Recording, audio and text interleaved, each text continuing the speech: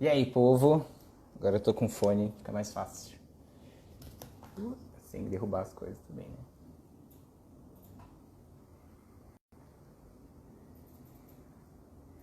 E aí, galera? De boa todo mundo aí? Sejam todas e todos muito bem-vindos e bem-vindas ao nosso... a mais uma live do Teoria Central, né? Aquela conversa básica de gente que faz live e coisas agora. Se você não é nosso seguidor, por favor, sigam a gente aí no Instagram, no Facebook e também lá no YouTube, onde estão os vídeos, as lives anteriores, e vocês podem acompanhar. Se você perdeu alguma e quer assistir aí, vai ser bem bacana. Beleza? Hoje a gente tem uma live linda, maravilhosa, incrível, sobre um tema super, mega, ultra pertinente. E com uma pessoa que não poderia ter sido outra, um broto maravilhoso que se chama Renato, conhecidíssimo de vocês aí. Eu vou chamar ele aqui, que ele já pediu para entrar. Vamos autorizar o rapaz.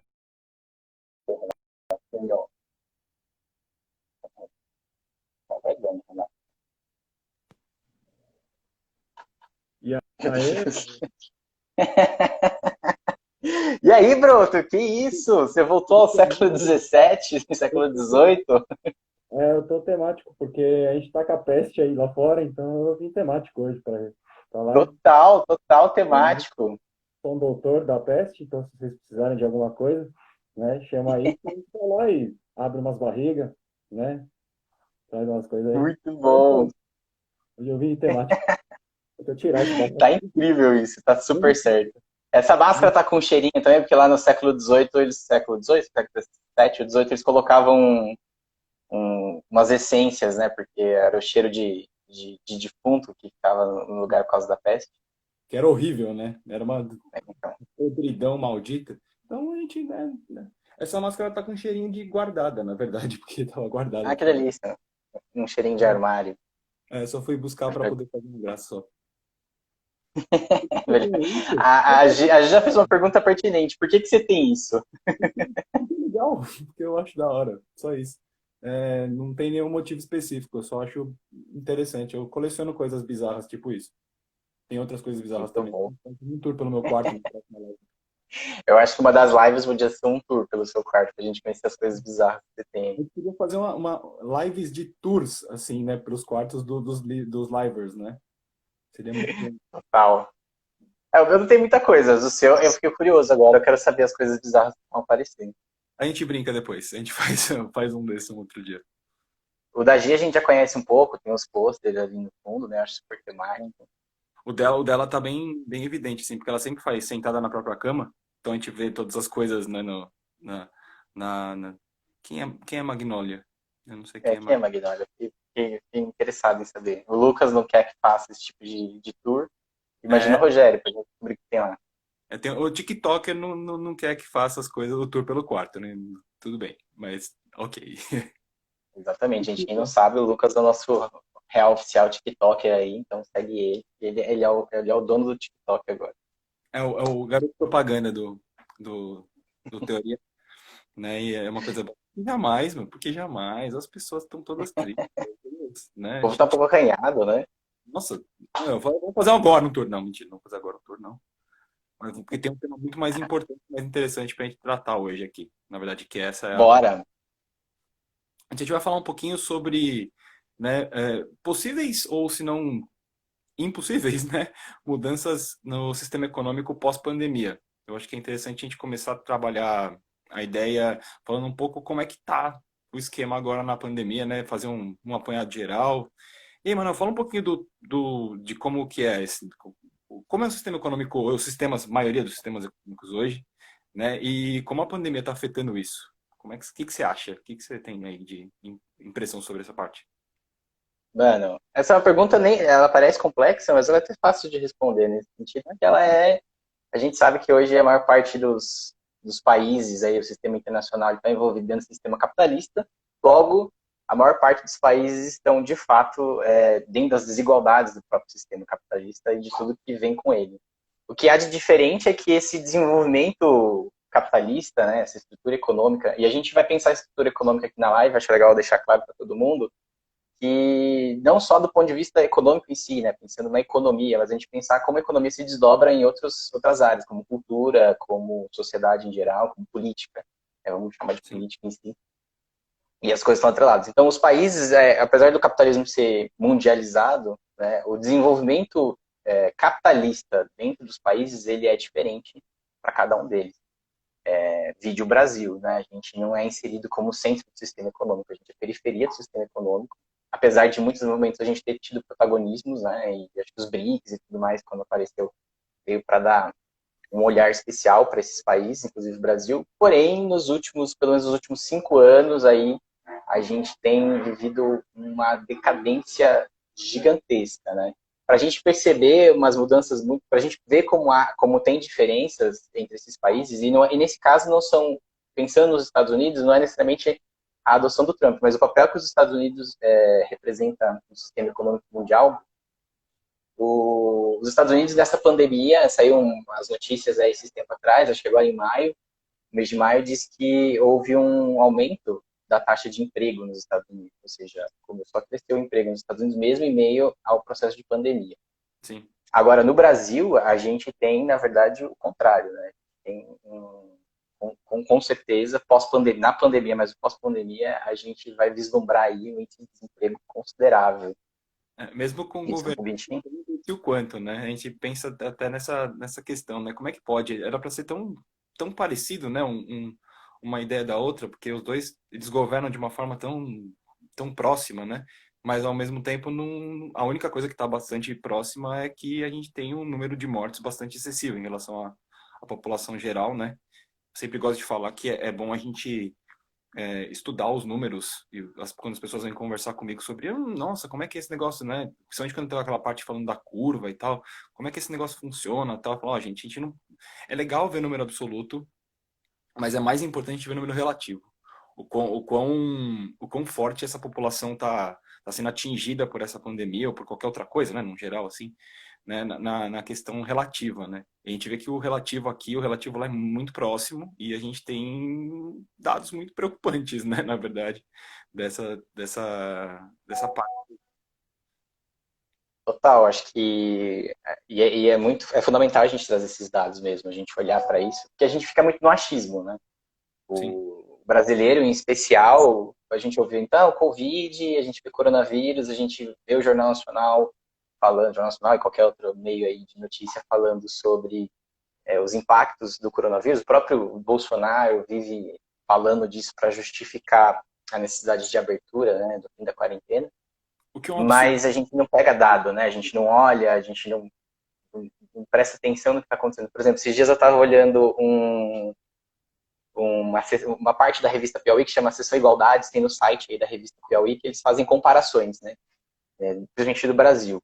Uhum. E aí ele estava falando da questão da quarentena e estava falando da questão do emprego na quarentena. E aí tem um dado muito, muito, muito louco para a gente pensar um pouco, né?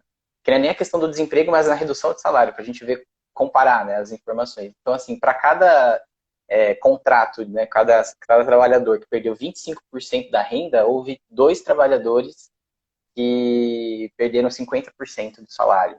Com É, a relação de 2 para 1 aí, no caso, né? São dois perdendo 50%, enquanto um perde 25%.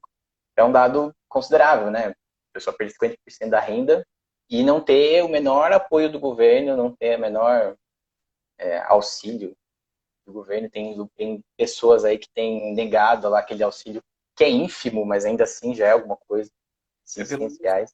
pelo menos tem alguma coisa. Você fala, pensa assim, ah, né? Que bom que tem os R$ 600. Pô, R$ 600, depende da família, você não consegue nada para fazer com isso, né? Tipo, você não consegue viver uma semana com esses R$ 600, é bem complicado. E a gente vê também notícias de pessoas que não precisam, né, retirando esse auxílio de uma forma absurda, assim, não tem nenhum sentido o cara tá lá, né, tirando esse auxílio. Esses dias, eu não lembro quem foi que denunciaram aí que tirou o auxílio, acho que foi o véu da Havan, cara. Por quê? Por que que ele precisa de R$ 600, né? Quem é? Que absurdo, velho. Coitado, ele também precisa, né, Renato? Ele é um cara, assim, muito necessitado, né? Ele precisa da ajuda do governo. Ele é idoso, né? Inclusive, né? É um idoso, né? Ele é um grupo de risco e tal. Isso aí não deve estar Precisa sendo. desse que é. Ele demitiu 11 mil funcionários, mas não é nada. É bem provável que ele precisa muito do dinheiro dos caras que ele demitiu, né? Para construir uma outra estátua da liberdade em algum lugar, né? Que puta que pariu, Que aquilo eu lá. sempre achei bizarro, essas estátuas da liberdade. Todas essas coisas da van, eu sempre achei estranho no meio da estrada existir essas Ele estátuas. é um ser do imaginário brasileiro, praticamente, né? Ele não é mais uma pessoa real, ele é praticamente é O folclore. folclore. Folclore. Porque eu lembro a primeira vez que eu soube da Havan, porque eu não conhecia, né? Foi com uma ex minha, que ela morava em Santa Catarina. Aí, vamos lá visitar minha família. Eu falei, beleza, né? Vamos. Aí então eu falei, pô, por que tem né, uma estátua da liberdade aqui? Ela, mas é a Havan. Eu falei, ok, o que que é a Havana? Eu não sabia, eu não conhecia a loja. Aí ela falou assim, mas é uma loja de departamento, grande pra caramba, tal, tal, tal. É, ok, né? E eu não sabia que era tão famosa, não é? Mas tão frequente em outros estados. Aqui em São Paulo não tem quase, né? Meio fora, assim. Meio bizarro, É, né? tem algumas. Eu sempre vi em estrada, É. algumas vezes, acho que indo para Rio Claro, por exemplo, os lugares tinham essas. Eu só entrei uma vez nessas lojas da van. E na época que eu entrei, eu já achava um absurdo, eu achava caro. Né? Meu, Eu não sei como funciona a loja da você, ela é muito mais cara que uma Riachuelo Bossa também da vida, né?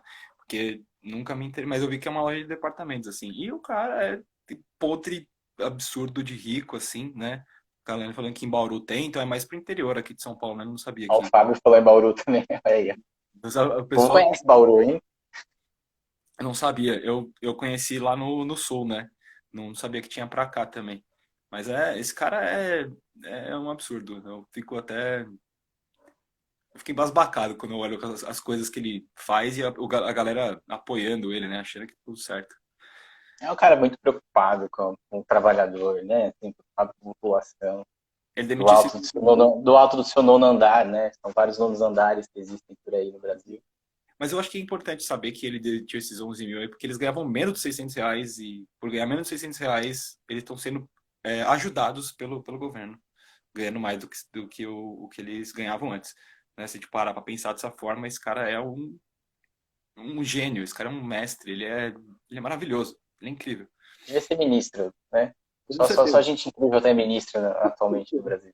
Querendo ou não, é o mesmo naipe dos outros ministros, né? Pois é. Tá, O Lucas traz um negócio legal pra gente aqui, que é como buscarmos um capitalismo mais justo, ou a ideia é derrubar esse sistema para pensarmos em uma sociedade mais justa. cara, você quer começar ou eu começo? Manda ver. Então vai. Eu acho que dentro da própria ideia do capitalismo, pelo menos não o capitalismo na sua base, né? Não na parte teórica, digamos assim, e tal. Mas dentro do que a gente tem hoje como o capitalismo moderno, não há possibilidade de um capitalismo mais justo. Porque ele é baseado em desigualdade. Então, quando você baseia alguma coisa em desigualdade, você quebra essa desigualdade, já não é mais o próprio modo de governo, já mudou. Então, a gente não está procurando um capitalismo mais justo, a gente está procurando outra coisa, uma alternativa relativa ao capitalismo. Né? Não é a mesma coisa, mas já quando você muda totalmente a base do sistema, você mudou o sistema, ponto. Né? E quando eu olho para esse tipo de coisa, essas relações que a gente tem hoje, né? Principalmente a desigualdade toda e toda a questão não só a desigualdade em relação a salário e vamos pegar algumas coisas que acontecem é fato, né? Desigualdade de salário entre homem e mulher. Não tem nem como a gente é, olhar para isso e falar que não existe, né? Se um cara virar para você e falar que não existe, por favor, né? Esse também vive no mundo da fantasia, né? Desigualdade entre salários de pessoas de classe alta e baixa, absurdo, absurdo, né? E às vezes até trabalhando de formas parecidas, assim, com o mesmo padrão de uma coisa do tipo, né? E a gente não. Essa desigualdade também é muito forte também na social, né? A questão da meritocracia, que as pessoas acreditam que é uma realidade, que quanto mais você trabalha, mais você ganha. Poxa, gente, queria eu que fosse matemático assim, né? Quanto mais eu trabalho, mais eu ganho. Quanto menos eu trabalho, menos eu ganho. As pessoas pensam que isso é uma realidade. Então, quando a gente tem esse tipo de. Isso está incrustado no nosso modelo, né? Não tem como a gente tirar isso, a não ser mudando o próprio modelo. Se a gente reformular o modelo é outra coisa. Já não é mais capitalismo e, inclusive, ele nem deve ter nome, né? Eu discutia muito isso com o meu irmão, quando ele falava que... meu irmão é historiador também, né? Então, ele tem uma base muito maior do que eu para falar disso, mas aí, como a gente discutia bastante, até que, né, tem umas coisas legais para falar, que ele falava muito assim, cara, tem os ciclos, né, dos modelos, e aí tudo caiu. Assim, o capitalismo um dia vai cair. A gente só não sabe quando e não sabe como, mas um dia ele vai cair, ele vai ser substituído por um outro modelo. Aí a gente sempre discutiu por qual modelo que ele vai ser substituído. Inclusive agora, nessa crise toda que está tendo no mundo, a gente pode até pensar, tá, mas temos aí uma crise fodida, é, o que trouxe, na verdade, foi uma causa muito fora, não foi nada muito uma atitude humana direta, né? A minha pergunta é, tá, se cair o capitalismo, vai entrar o quê? Não pode entrar um modelo econômico totalmente diferente que a gente não tem ideia do nome e pode ser criado de repente. Assim como, né, o capitalismo foi criado um dia e alguém foi lá e falou, isso aqui é interessante, vamos tentar fazer. Assim como o socialismo, assim como outros modelos de governo que estão lá, né? Então, assim, eu particularmente, respondendo a pergunta do Lucas, não dá pra gente fazer, mas esse aqui é um capitalismo soft agora. Vamos ser um capitalismo brando. Não dá. O capitalismo vai morrer e vai entrar uma coisa diferente no lugar.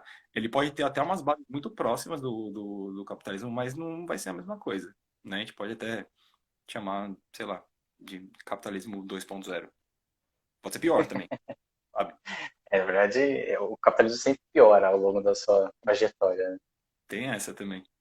Nunca tem um capitalismo soft, ele nunca existiu. Ele, por enquanto, não foi aplicado, né? Não, não tem.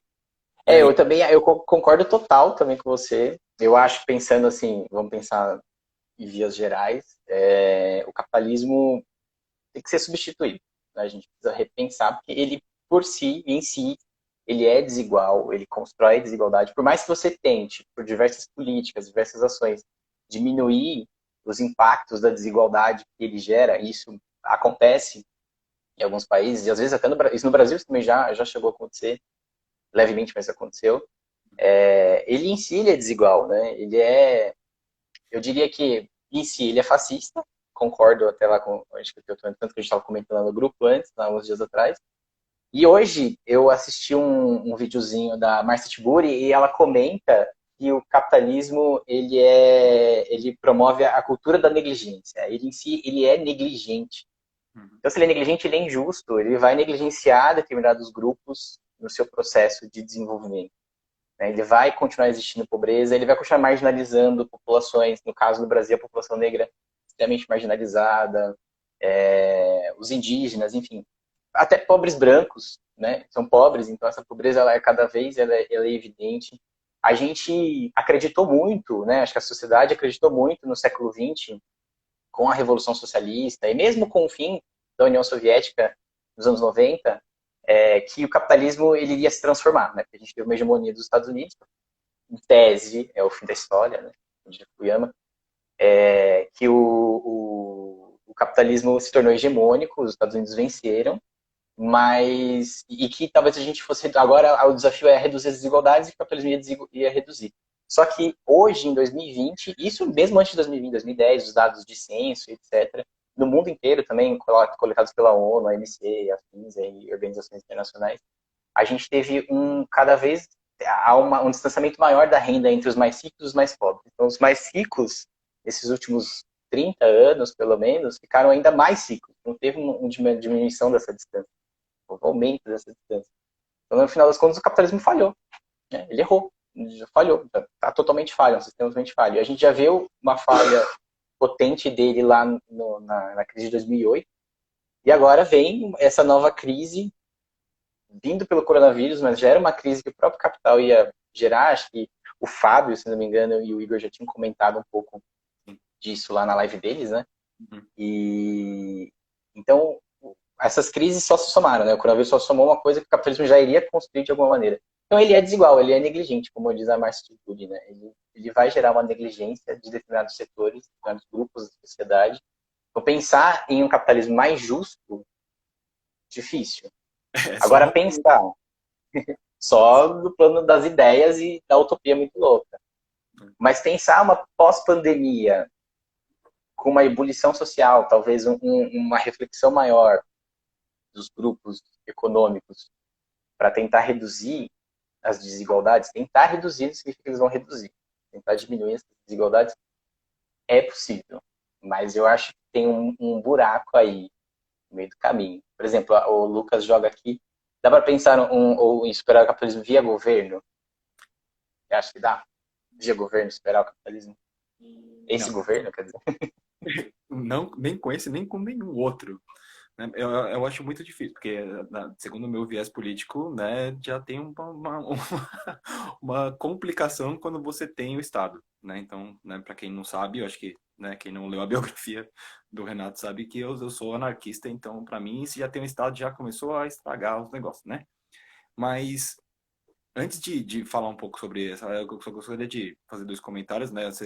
Acho que o próprio post, né, e o stories do stories já dizia, né, vamos cotar as meninas como uma das maiores profetisas brasileiras, né, tipo, de cima Das só. músicas mais revolucionárias do Brasil. É fantástico, né, assim, é uma denúncia, e assim, agora eu tô falando sério, não é ironia, é real uma denúncia, sabe, porque você, por mais que seja de uma forma bem humorada, assim, bem tranquila. Dançando axé, né? A gente todo mundo dançando axé e cantando que o Rio cada vez tá mais rico. Mas quando você para pra pensar, é real. É muito forte esse negócio. Isso não mudou e só piorou, como o Manuel falou, isso, e durante os anos, de um tempo pra cá, assim, de uma forma absurda e bem escancarada mesmo, né? O de cima sobe e o de baixo desce cada vez mais. É absurda essa discrepância, como o Manuel, um buraco monstruoso. E para você tampar esse buraco, eu acho que só construindo coisa nova em cima. Entendeu? Não dá pra você tampar o buraco igual o Dória faz com os buracos da rua, assim, e, né? Cara, não adianta, você vai passar com o carro lá, o bagulho vai estragar a cola do carro. Não adianta, entendeu? Continua fazendo isso. Porque, querendo ou não, essa base, ela depende disso.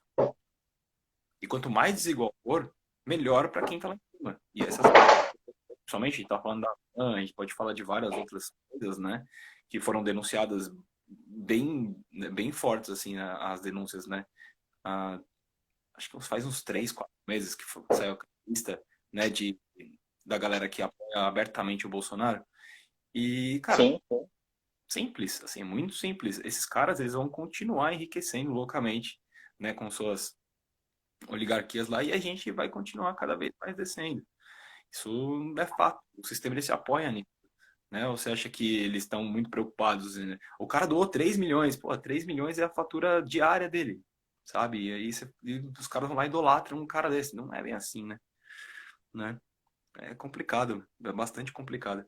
Então, para mim, o caminho não Eu, é esse. eu imagino que em termos concretos, assim, é isso.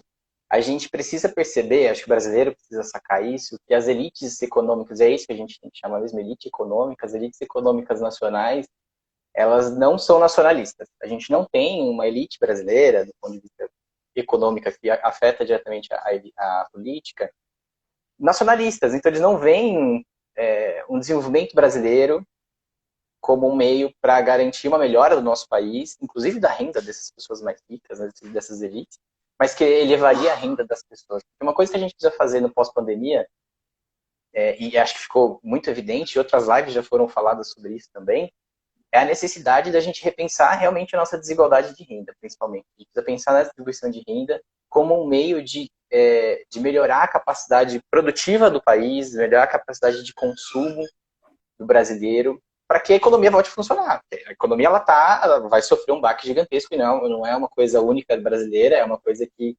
é do mundo inteiro, né?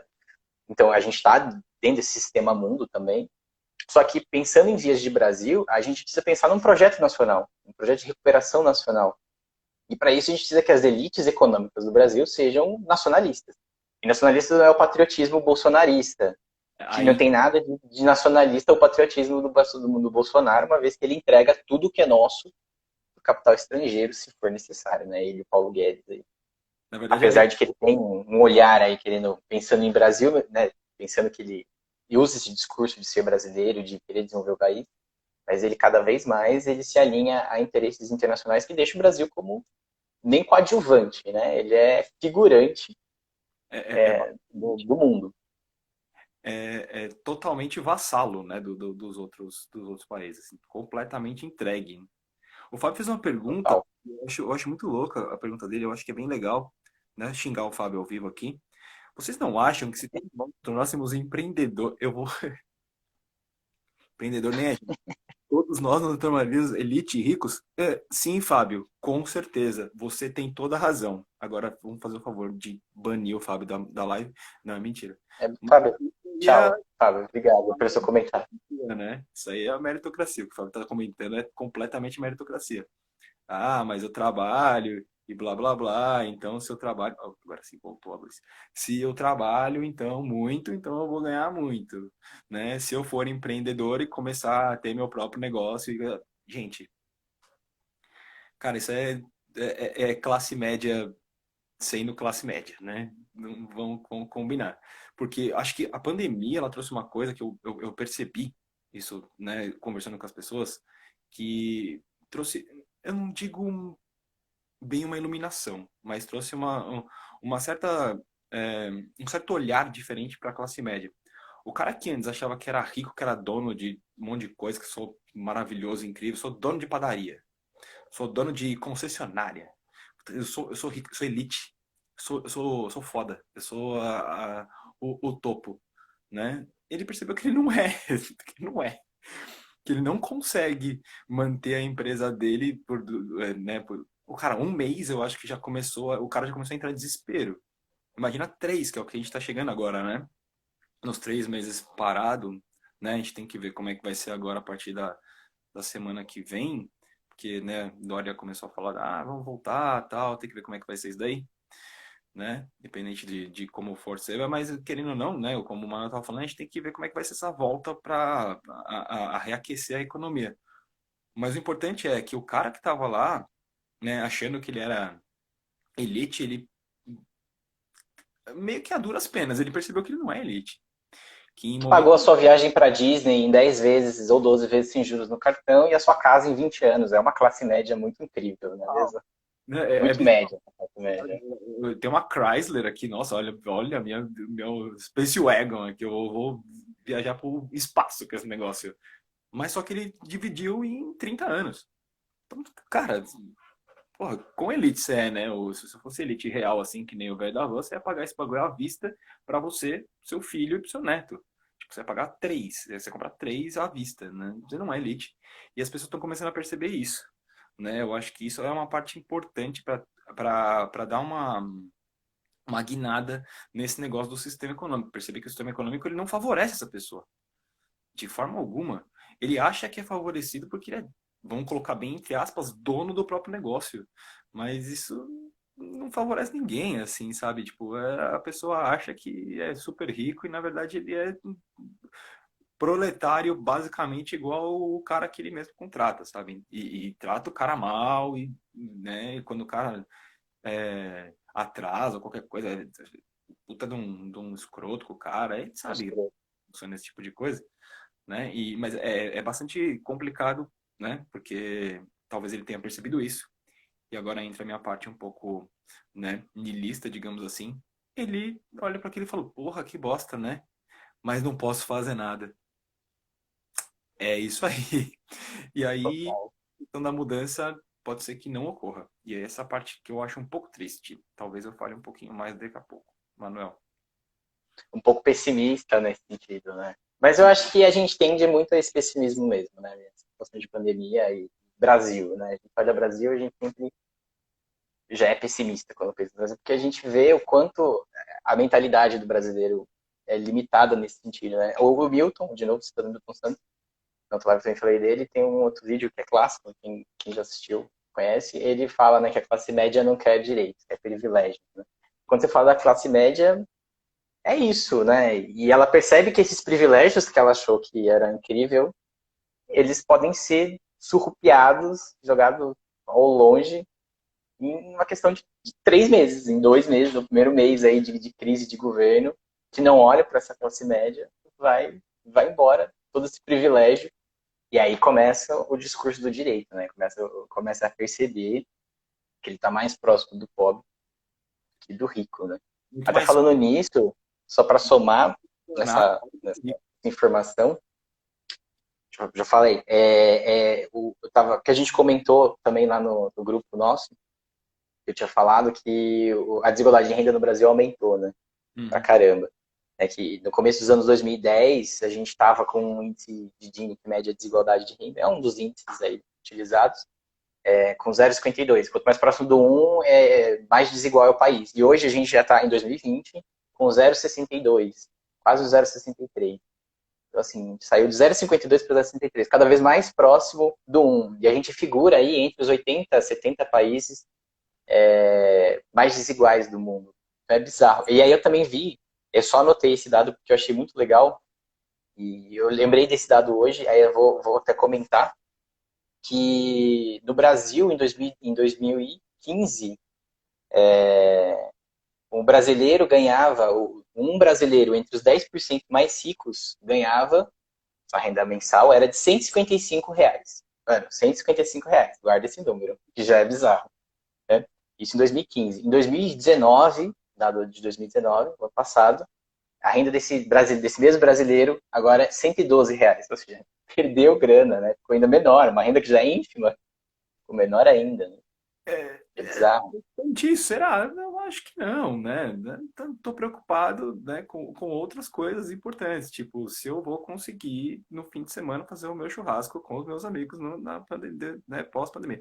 As pessoas estão muito preocupadas com isso, mais do que mudar esse cenário que, na verdade, ficou escancarado pra gente aqui agora, que é absurdo, né? Os dados que você trouxe, Manuel, na verdade, eles são dados que estão aí faz tempo. E as pessoas, elas não. Isso não é.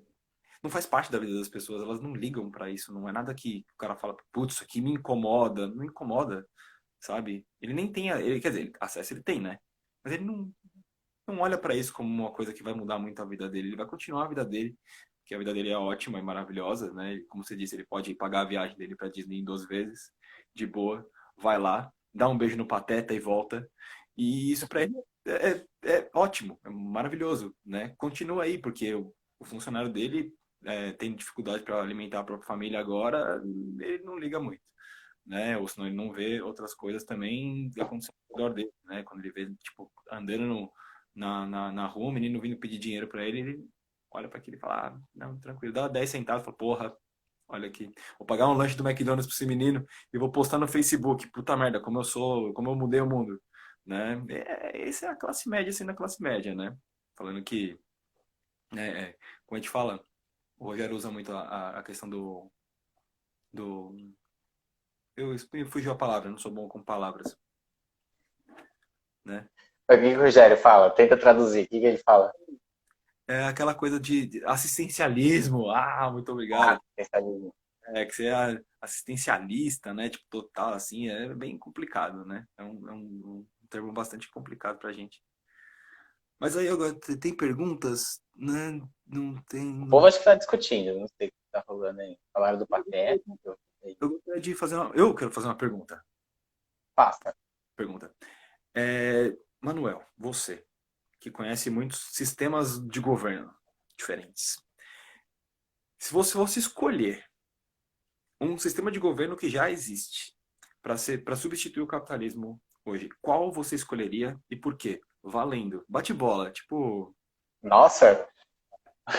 Dos que existe hoje? Que já existe, tá posto? Ou desses que foram pensados, mas não existem? Que não, assim, que pode ser até utópico. Já foi pensado. Já foi Tá. Então já foi pensado. Ok. É que bonitinho. parece que existe, parece aqueles que já estão em funcionamento. Aí tem uns que não estão em funcionamento. Não, um que seja já baseado, tenha toda uma organização e tudo mais, e mesmo que o tópico não tenha sido aplicado de forma efetiva em nenhum país ou tenha durado por muito tempo, que você acha que seria uma boa para substituir o capitalismo? Vamos apagar a memória de todo mundo e vamos colocar agora um novo modelo. Vai funcionar. Lindo, maravilhoso. Vamos pro seu tópico hoje. Vamos lá. Bom. Rápido assim, o anarquismo, ou seja, não é para ter governo, cara. Não precisa. Pra que precisa de governo? Não precisa. Você precisa tirar esses caras.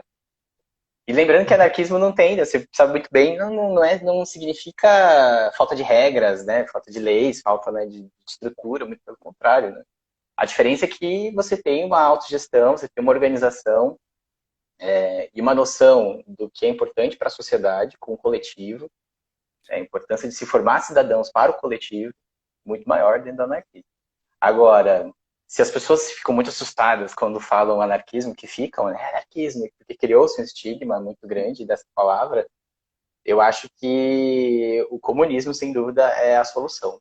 Uhum. Mais que o socialismo, né? A gente sempre cita o socialismo, mas o socialismo ainda existe a ditadura do proletariado, existe todo um processo de controle, né? Um Estado burocrático e rígido muito forte, e o comunismo seria a transformação disso, né? Iria chegar nessa estrutura mais plena de emancipação do homem, de fato. Porque, na minha opinião, o anarquismo é muito maior e mais complexo e interessante do que o próprio comunismo. Mas pensando em palavras que as pessoas já estão acostumadas a ouvir, a gente brinca com o comunismo. Lembrando que o socialismo também, a gente tem, que as pessoas se assustam um pouco, né, com as experiências socialistas, óbvio que com as suas diferenças e análises, porque foram colocadas em prática, né, a diferença entre a teoria e a prática em si. Entretanto, a gente teve poucas experiências socialistas reais, né? A gente olha para a União Soviética, mas a União Soviética ela substituiu o controle dos meios de produção dos burgueses capitalistas pelo próprio Estado. E o Estado, na verdade, começou a explorar a classe trabalhadora. Então não houve tornar os meios de produção coletivos, né? Então o socialismo, de fato, em si, nunca existiu. Não foi colocado em prática. Por isso que mas pode ser colocado em prática. Sim, a parte teórica, né? Teórica, na parte teórica, tudo parte bonita, né? Vamos dizer assim, muito bonita. E mesmo o próprio anarquismo, como se citou, tem uma parte teórica muito bonita, mas a aplicação dele é muito difícil, muito complicada. Eu vejo ainda mais, se eu for pensar num país como o Brasil, que é gigantesco, a gente pensa... É que, na verdade, se você for pegar o anarquismo, dependendo da vertente dele, o país Brasil nem existiria nesse Não, definitivamente não existiria. A gente provavelmente iria para outro lado, né? Federações muito menores, né? Uma organização um pouquinho mais restrita e tudo mais. Mas o que eu acho que é mais importante, uma coisa que você comentou, e isso para mim é a primeira coisa que tem que rolar, é a revolução do pensamento, né? Uma pessoa, ela tem... ela foi criada num sistema como o sistema capitalista, durante sua vida toda, e toda vez alguém fala para ela, não, você tem que enriquecer, você tem que ser isso, tem que ser aquilo, e alguém vira para ela do nada, de repente fala assim, cara, não tem mais isso, não tem mais esse negócio, agora a gente vai fazer um negócio totalmente colaborativo e não competitivo. Puta que eu pariu. A mente dessa pessoa explode, ela não sabe muito, ela não tem ideia do que ela vai fazer agora. Uma vez eu me peguei discutindo com o pessoal, porque eles falam assim, anarquia, é bem aquela ideia, né, estúpida. Bem assim, anarquia sem lei é zona, amigo. Vamos lá, senta aqui, né, do lado do tio, que o tio vai explicar para você que não é zona. Senta que lá vem história. E a história é comprida, porque vai demorar um pouquinho, né? Até a pessoa perceber que não é essa pegada, né? E isso quando ela quer ouvir, né? Porque às vezes ela não quer ouvir. Aí a gente vai lá e conversa sobre isso, né? E que não é essa. E aí, quando eu começo a questionar algumas coisas, isso já aconteceu várias vezes, né? A pessoa fala assim, mas é aí, como é que você vai aplicar o bagulho no anarquismo aí? Fala, bom, é o seguinte, o que você quer fazer? Você vai contribuir para a sociedade. Você tem que contribuir para a sociedade de alguma forma, tá? Como é que você vai contribuir para a sociedade? O que você gosta de fazer? Eu gosto de, sei lá, pintar, desenhar. Então, tá bom, então você vai ser a parte da arte, que é extremamente importante dentro de uma sociedade qualquer, certo? Beleza, tranquilo. Tá, aí o cara vai fazer a primeira associação, que é a associação que a gente tem hoje. Tá, mas o artista hoje, por exemplo, é totalmente subvalorizado, né? O cara não ganha dinheiro com a arte dele, ele tem amigos meus que são artistas, né? Tipo, formados em artes cênicas ou alguma coisa assim. E o cara, ele é completamente, tipo, ele tem que trabalhar no banco para poder ganhar o dinheiro dele. E a arte vira um hobby, né? É muito bizarro um negócio desse, quando você não pode viver da coisa que você realmente gosta, né? Aí fala assim, mas e aí, como é que faz daí? Falo, bom, é simples. Não tem essa questão de dinheiro. Você não vai, tipo, ganhar dinheiro para pagar alguma coisa. Mas como é que você vai comer? Bom, alguém nessa comunidade vai gostar de cozinhar. Essa pessoa vai cozinhar, e alguém vai plantar. Então não tem que ter o seu papel lá dentro. Mas e o dinheiro? Gente, não tem dinheiro. Acabou o dinheiro. Esquece. Apaga o dinheiro da sua cabeça. Não tem como. Porque a gente foi criado numa sociedade em que o dinheiro é a base. Toda a questão. E ainda mais eu não entendo esse negócio de moeda. Pra mim é absurdo. Como é que você consegue falar que um tomate é mais caro que um feijão? Por quê? Por que o tomate é mais caro que o feijão? O ouro vale mais do que a prata. Quem foi que estabeleceu um negócio desse, sabe? Tipo, olha, eu olhei pra esse, eu gostei mais. Eu, por exemplo, gosto mais de prata. Se eu tivesse estabelecido, a prata seria mais cara. Ah, mas é mais difícil de encontrar o ouro do que a prata. Foda-se. Eu gosto mais da prata, ela é mais bonita, então ela vai valer mais.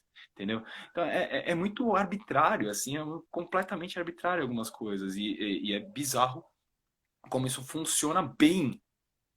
Inclusive, a sociedade ela é toda baseada nisso, ela funciona muito bem. Alguém foi lá e falou, é assim que vai ser. A pessoa falou, sim, senhor. E foi, né? Que nem o Fábio tava falando do negócio do feudalismo, o cara, o feudalismo era, tipo, bizarro, assim, também. Esse cara manda, você vai lá, beleza, e acabou. Tipo, é muito... Então, é por isso que eu tenho até uma esperança de que o anarquismo funcione em algum dia, em algum lugar, porque a gente pode pensar, cara, é simples, é só fazer isso. E alguém vai lá e fala, vamos fazer? Aí agora o pessoal fala, vamos. E todo mundo faz. E as coisas funcionam, certo? E aí entra naquele mesmo esquema, tipo, mas eu não vou poder ter o meu iPhone. Porque o iPhone só existe por causa do capitalismo. Com certeza. É, você tem muita razão. Definitivamente. Só o capitalismo possui criatividade suficiente para construir um iPhone no lugar. Não, um iPhone. Ou se não, eu posso andar com o meu Adidas. Eu posso... Cara, isso poderia existir. Isso, na verdade, existiria fatalmente em um sistema econômico diferente. Sem nenhum problema. Só que a única coisa que ia ter de diferença é que é o seguinte: não era só você que ia ter o iPhone. Todo mundo ia ter o iPhone. Todo mundo que quisesse ter o iPhone ia ter o iPhone. Porque hoje não é todo mundo que quer ter o iPhone vai ter o iPhone. Eu nem quero ter um iPhone. Mas se eu quisesse ter, eu teria que pagar em 12 vezes. Eu não sou elite. Pô, Né? classe média, vai ter que parcelar? Né? Ó, eu não tenho cartão de crédito, entendeu? Olha lá, a gente patrocinava a União Soviética. É por isso que eu sou de Adidas, entendeu? Veja só que coisa mais. Então é bem legal esse negócio, quando você para pensar de que as coisas que você tem hoje, você teria em outro modelo econômico sem nenhum problema. Só que não seria exclusivo seu. Dependendo de como você organiza essas coisas, todo mundo teria. Mas aí, para quem está lá em cima, não é interessante isso. Porque para quem está lá em cima é interessante que você, como uma classe média, digamos assim, divida seu iPhone em 12 vezes. Porque você vai ter um cartão de crédito, você precisa pagar a unidade do cartão de crédito e todo esse negócio. Cara, para eles é muito, muito, muito bom que tenha essa desigualdade. Entendeu? E aí, quando não tem a desigualdade, quando você some com esse negócio e todo mundo pode ter tudo, cadê? Cadê lucro? Cadê os de cima sobe, os de baixo desce? Não tem, né? É a questão que eu falo. Para mim, as relações não podem ser verticais, elas têm que ser horizontais. Cada vez mais horizontais, né? Todo mundo no mesmo patamar.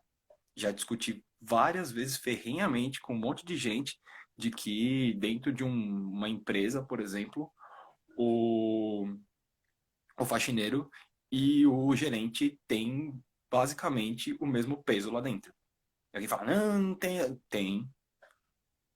Experimenta você chegar lá num dia e não ter o faxineiro. O que vai acontecer? Vai ter condição de trabalhar? Não vai. E sem o Não. gerente também não vai ter. Entendeu? Então todo mundo tem a mesma pegada. Ninguém é melhor que ninguém lá dentro. Eles têm posições e diferentes. E, né, não posições, acho que posições é uma palavra ruim. Eles têm funções, vai, acho que é melhor, diferentes. Funções. Sim.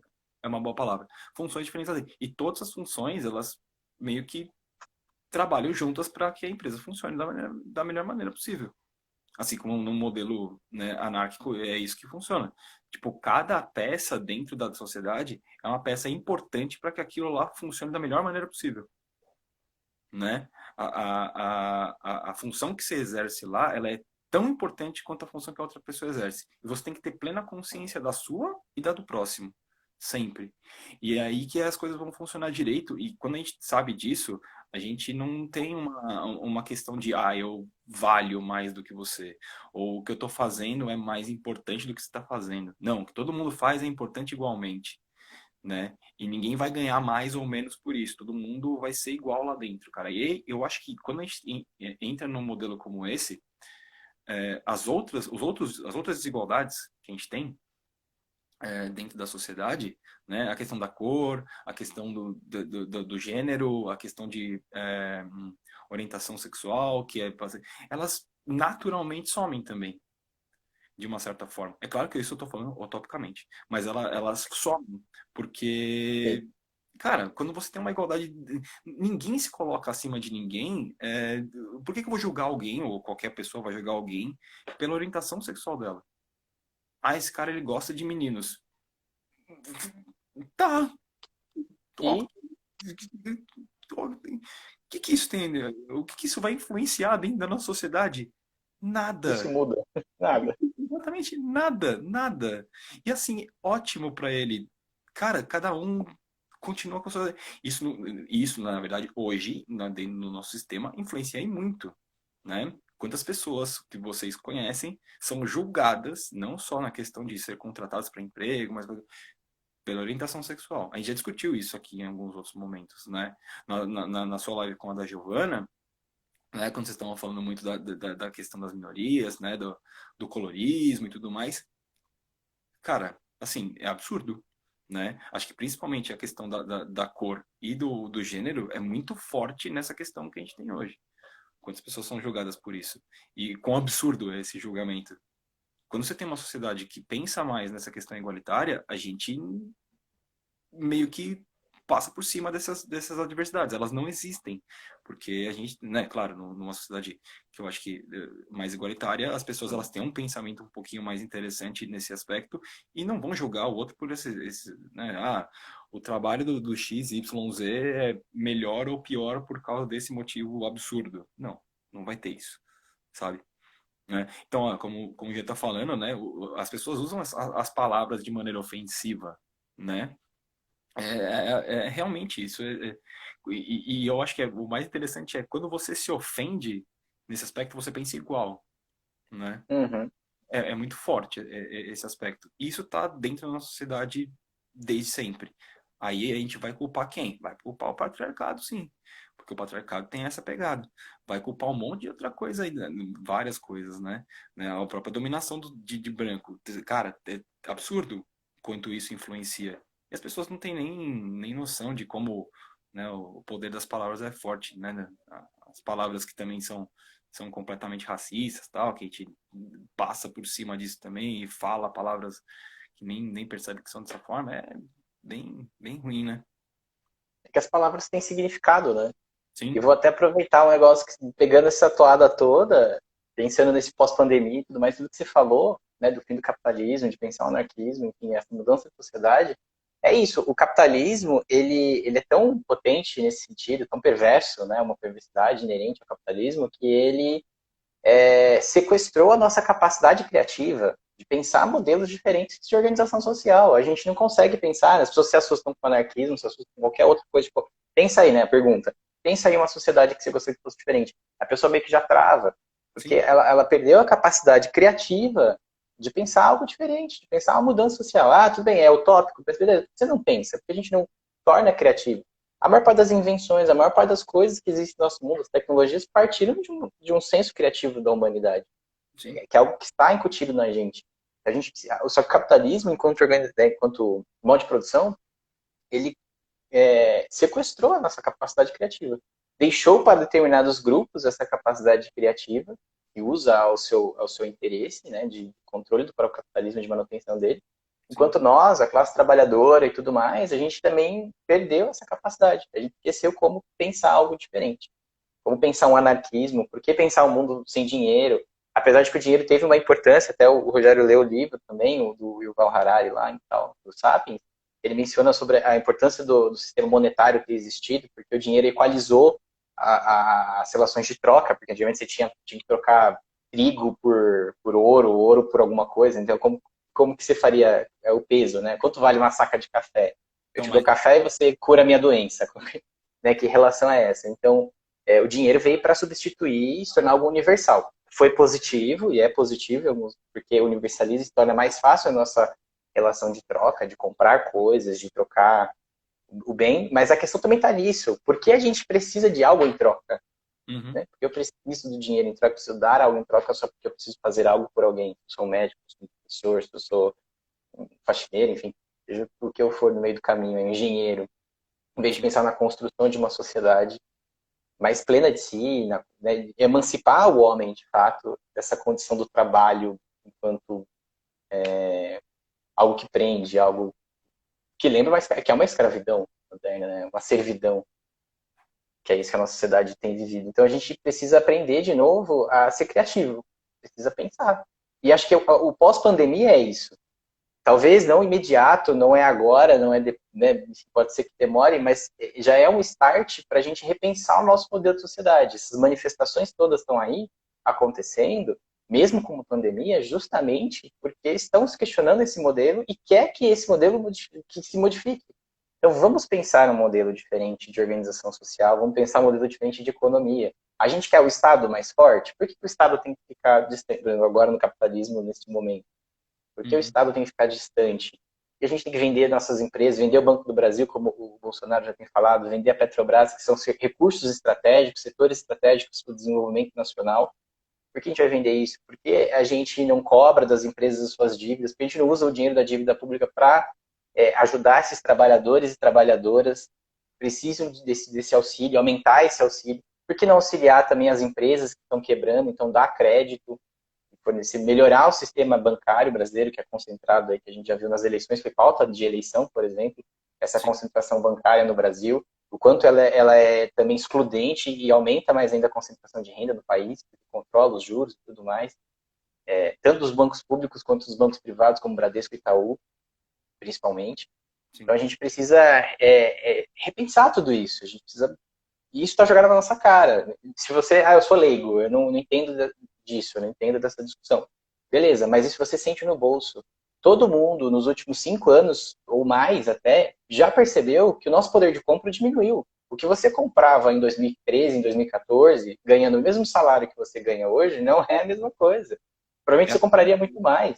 é absurdamente diferente, na verdade, né? A quantidade. Né? Vai no mercado, faz uma compra, estabelece um valor, né? Sei lá, R$ 100. O que você consegue trazer, o que você conseguia trazer antes. Se você fizer uma comparação simples, você percebe o quanto o poder de compra caiu. O quanto, assim, é absurdo, é absurdo. Exatamente, a gente perdeu muito poder de compra. Eu falo porque eu percebo isso também. Né? Uhum. A própria classe média, que deixa de viajar, que deixa de fazer suas coisas justamente porque a grana encurtou. Mas não é que encurtou necessariamente. Você recebe o mesmo salário, talvez o seu aumento real do salário mínimo tenha sido básico, e eu tenho visto discursos de alguns economistas dizendo que se existir um aumento no ano que vem do salário mínimo, vai ser bem básico, não vai ser acima de inflação nem nada, ou seja, o poder de compra não vai mudar nem nada, né? Nada. E o brasileiro vai continuar aí na pobreza, enfim, e na perda de salário, no poder de compra, no momento que está vulnerável, a população está vulnerável, e aí a gente elegeu, a gente escolheu essas pessoas e tem um governo para que volte a interesse de Estado e que não vai olhar para essa população, porque não é interesse, que eles vão olhar para determinados grupos. Inclusive, eu vou até citar, falando várias coisas, né, misturadas para a gente jogar mesmo na roda aqui, inclusive citando a Márcia Tiburi de novo no seu vídeo de hoje, está lá no Instagram dela, ela fala sobre a questão da corrupção, como isso também afeta, porque a corrupção virou pauta brasileira, né? Já era, mas virou ainda mais, desde o governo do PT aí, do Mensalão.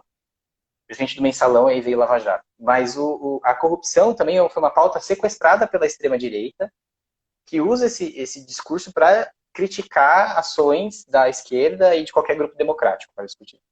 Depois a gente responde a COP que fala sobre democracia aí. Sim.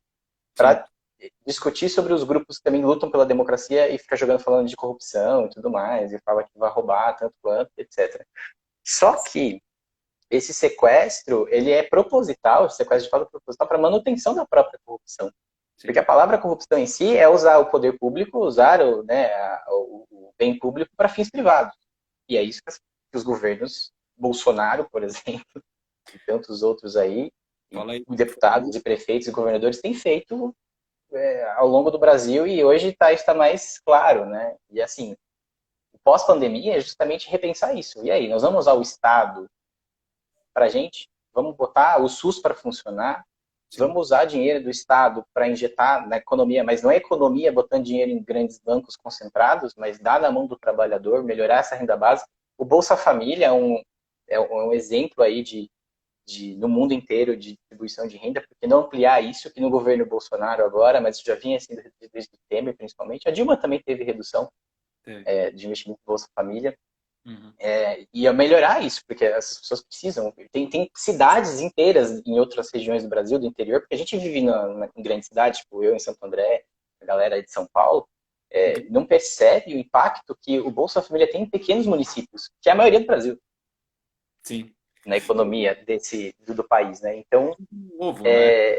é preciso pensar essa mudança. E isso passa pelo sentido de democracia, de democratizar o Estado brasileiro mesmo, de levar os interesses do Estado. Por mais que tenha interesses capitalistas, tem interesses aí de acumulação do capital, que atinge classes econômicas, é que eu volto a dizer. A elite brasileira, a elite econômica brasileira, ela precisa ser nacionalista, ela precisa ver que é preciso melhorar a renda de todos os brasileiros, do mais pobre até ele mesmo, especialmente dos mais pobres da classe média, para que o país avance. O país vai estagnar. Inclusive, a própria elite econômica vai perder dinheiro. E daí vai concentrar mais ainda. Algumas pessoas vão sair dessa elite econômica, outras vão continuar ali dentro. Então, eu acho que do pós-pandemia é isso, né? A gente ser criativo, de propor mudanças a longo prazo para o mundo, que é extremamente necessário, mas, ao mesmo tempo, também ser criativo de cobrar uma luta aí por mais direitos, né? Mais igualdade de acesso à renda. Eu digo renda, principalmente, porque a gente vai ter uma onda de desemprego, a gente vai ter uma onda aí de queda econômica de fato, mas que precisa ser repensada.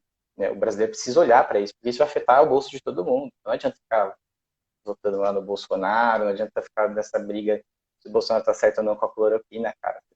O brasileiro precisa discutir economia, precisa discutir política profunda, no sentido de transformação mesmo, da população, das mulheres, né? Enfim, Sim. melhorar a renda dessas mulheres e tudo mais. Mas eu queria Tem fazer uma umas pergunta. pessoas que falaram, passa, Tipo, manda aí, eu vou lendo aqui. você falar dos caras. Agora é colocar você na fogueira. Tipo, bola na fogueira. Lembra do bola na fogueira? O mesmo esquema. Ok. Você falou, eu acho que, porra, concordo plenamente com um monte de coisa essa questão, mas e aí? Você acha que vai acontecer isso ou não? Previsão do Manuel. Manda. Vai acontecer ou Ixi. é um sonho distante? Do ponto de vista de mudar mesmo a estrutura econômica como um todo, mesmo de sermos criativos e pensar um novo modelo de sociedade, não, agora não. Não, não vai, né? Mas eu acho que de perceber realmente o pós-pandemia, a necessidade do Estado garantir mais direitos, de dar proteção ao trabalhador e à trabalhadora, isso vai ficar evidente. O problema é que é muito fácil sequestrar a pauta e, né, da extrema-direita e jogar a culpa na esquerda, em governos de esquerda lá atrás, e de falar que a culpa não é do... O Bolsonaro já vem falando isso nos últimos dias. Hoje mesmo saiu uma notícia que ele fala que o pós-pandemia vai gerar um grande número de desempregados e a culpa vai ser dos prefeitos e governadores que aderiram à quarentena. Eles não podem jogar a conta para o colo dele, que é presidente. Mas, filho, você é presidente da República e você tem que fazer um projeto nacional e você tem um desemprego, independente dos governadores, você precisa fazer alguma coisa. A Eu culpa falo, também é sua. Vai cair no seu colo, sim, você vai ter que tomar uma ação. Né? totalmente comigo não morreu. Ó, vocês fizeram aí o que vocês queriam, eu tava no Pix aqui, tô aqui com minha cloroquina, tô safe. E vocês fizeram o que vocês queriam e eu não tô nem aí, tá? Vai todo mundo morrer. E que nem ele falou, tipo, gente, é absurdo, um bagulho absurdo. Nos avisaram que tem 3 minutos, Bruto. Eu não sei o que fazer depois. Olha, mano, estamos acabando. Eu vou, só para finalizar então, antes da gente acabar, rapidinho, 10 segundos, vou tentar responder a Copa. Falar algo melhor que a democracia ou ainda está para ser inventado, a democracia é a solução. E a gente precisa saber lidar com a democracia, né? É difícil, porque é esse jogo de interesse, então a gente precisa aprender com ela. E ela é um horizonte, ela nunca vai ser alcançada, não existe democracia. Eu vou, Pronto, manda aí, que para mim tá parecendo que falta 24 segundos. Então, suas considerações finais. a minha consideração final é que democracia não existe, é uma ilusão que foi coletiva, inclusive. Loucura. Mas aí eu posso falar disso em outros momentos, certo? Porque a gente está terminando. Muito Boa. obrigado Gente, pelas considerações. fica em casa, mas fica com a gente, hein?